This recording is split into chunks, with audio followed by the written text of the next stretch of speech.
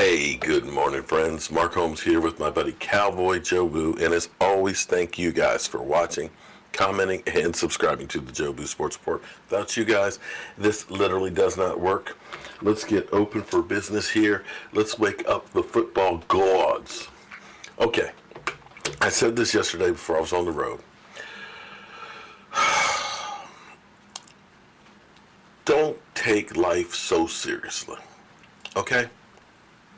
Seriously, understand, I am a character on YouTube that loves the Dallas Cowboys, okay?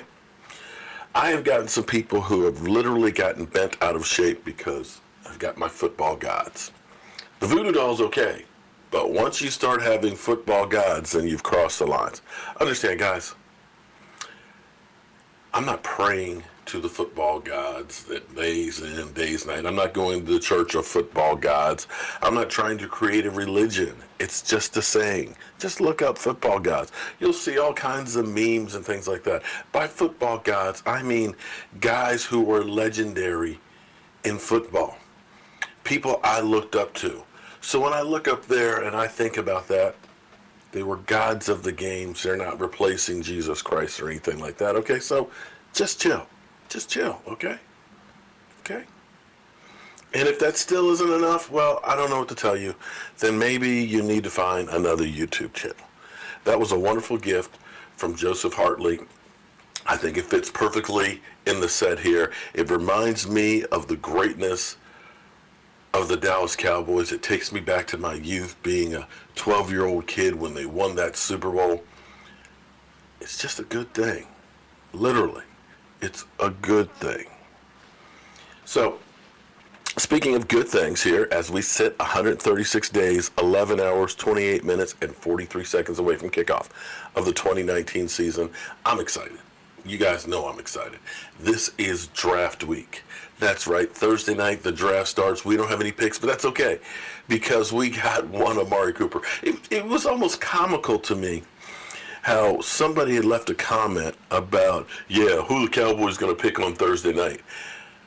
They picked Amari Cooper. And I got to tell you, after seeing what I saw from Amari Cooper, I love it. When we went to the autograph signing show in Chantilly, I didn't get a ticket for Amari. I was coming in late. My main focus was seeing Dak and making sure Dak got the shirt. Had I been thinking, I would have gotten a ticket for Michael Irvin because he found out during that show that he was cancer-free. And it would have been great to have gone up and said, Playmaker, I'm so glad that you're fine. But I wasn't that bright. But Michael got a ticket to see Amari Cooper because he's like, man, Amari Cooper, man, he is a stud wide receiver. He changed our season last year. He makes us a better team because he is that good. And he was kind of disappointed because Amari didn't have much personality. Amari was straight business. He was signing. Hey, thank you. Thank you. And Michael was like, damn. You know, Dak will look up and, hey, man, nice to see you and stuff, and talk to you, have a conversation. Cal Ripken, good Lord, Cal Ripken, he'd get up, take a picture with you, talk about your wife and kids and family and everything else. You know, the playmaker, oh, man, I showed him the picture of back in the early 2000s where he's got this suit on. He's like, did I really wear it? But Amari was just kind of just quiet. But Amari is about playing football. And it's amazing because so many people had said with the Raiders, and when the Cowboys were talking about that trade, they were saying, oh, this is a guy who doesn't love football. He's checked out. He doesn't care. And that was a wrap on him. You know, and you remember you were like, you know, it's 5 games. He had like 220 yards, you know. It was nothing special. In fact, people joked about the Dallas Cowboys and said, we gave up too much for that guy. But here's what I love. Because we know we've got some financial issues. Because we got people we need to pay. Dak, Zeke, Byron Jones, Amari Cooper, as well as our rookies. And you've got to make sure that money spreads around. You don't want to overpay one guy and have it be short for somebody else. And Amari Cooper is one of those guys who's looking around and seeing all these guys getting these big contracts and stuff. And most of the time players are like, I'm not getting my shoulder worked on until you pay me. Or if I don't get a long-term deal done by the 15th of April, I will never sign a long-term deal with you. Or you're going to pay me or I'm not going to play. Players are like, I don't give a rat's ass about you. You give me my money, then we'll talk about me on the field. Well, Amari Cooper on contract talks with the Dallas Cowboys, per John Mocha. I'm more focused on actually playing and really earning the respect than the contract. I really don't think about it much. I feel like we have time. I feel like they're active about it and they want to get it done. So when was the last time you heard a player that wasn't worried about getting paid, that his focus was getting better on the field? And hopefully I can find the rest of these comments. Forgive me, I'm kind of preoccupied. My wife's feeling really, really bad, and I need to take her to the doctor, so I kind of lost some of the stuff that I had.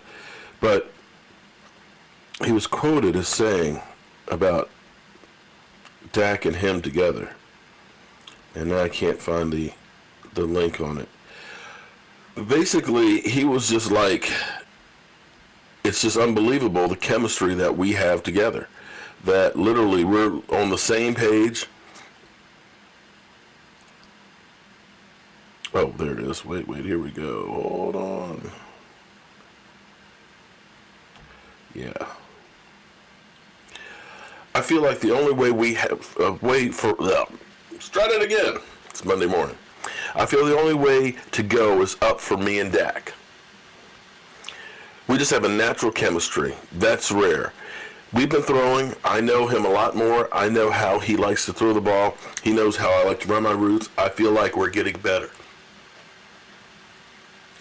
That, my friends, is rare commodity. For whatever reason, Tony Romo and Dez Bryant had chemistry. Tony knew Dez. Dak and Dez just never got the chemistry together. They made some plays, but they never really had that chemistry.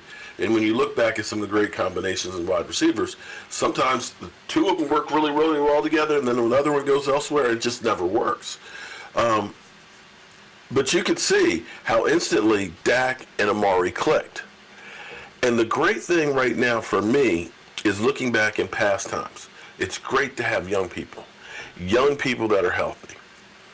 In past years, where we've been is with Dez and Tony and things like that, recovering from injuries. And here's the great thing about young guys. Young guys want to practice. Young guys want to get better. The vet who's been around, been through a lot of OTAs and training camps, he don't want to practice. Man, just let me know when it's game time.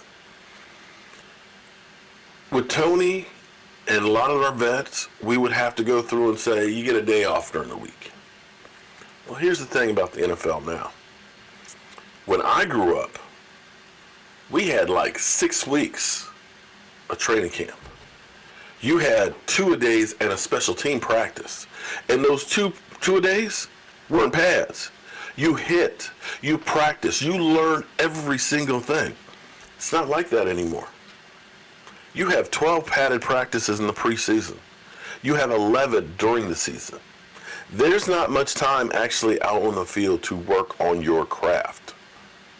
Collective bargaining agreement set up by veterans who don't like to practice. It's one of the reasons why tackling is terrible in football. They don't have time to practice that. Whatever you came in the door with skills-wise is what we're going with. But for these guys to be able to work in OTAs, to be able to work in the off-season, throwing and running at full speed, routes and things, even if it's just those guys, it ends up getting you so much further ahead.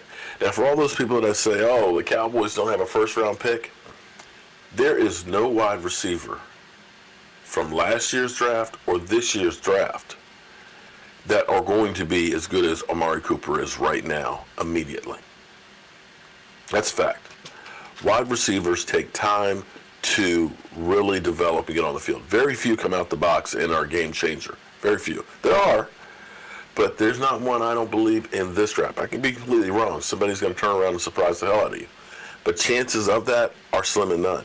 And with Amari Cooper being as young as he is, and now as motivated as he is, you've got to love that. This guy, it's not just about money. I want to be the best. And I'm working my ass off to get there. So I'm excited as can be for the season. I can't wait. My time's already up. I got to go check on the wife and things. But we will be back because it looks like we're going to be here working from home for the rest of the day and stuff. But we got all kinds of great stuff. We got Dak Prescott and his whole words of inspiration to Murray. We've got Vander Esch about the offseason and stuff. So we got a lot of football to talk about. And I'm getting excited as we sit 136 days, 11 hours, 19 minutes, and 40 seconds away from kickoff of the 2019 season. I'll see you guys later.